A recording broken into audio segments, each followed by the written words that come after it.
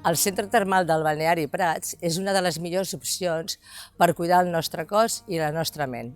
L'aigua termal, conjuntament amb els nostres tractaments, ens aporta benestar i relax. Destaquem les aigües com a fil conductor per després fer un bon massatge.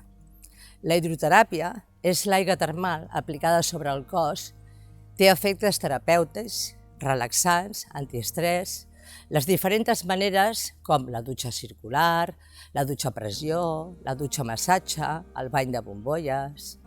Al quiromassatge hi ha molts tipus de massatges, segons la necessitat i la patologia de cada persona. Actius, descontracturants, suaus, relaxants.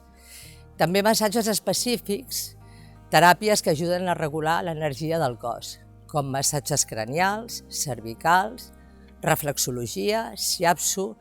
Tocant els punts energètics es regulen les energies. Com a massatge específic tenim el drenatge limfàtic, que ens ajudarà a eliminar toxines i regular la circulació sanguínia. Els tractaments corporals i facials són tractaments per al cuidado i la nutrició de la nostra pell, com els peelings corporals amb hidratació, massatges anticel·lulítics, embolcalls d'argila, que són antiinflamatoris, embolcalls d'algues, que són drenants.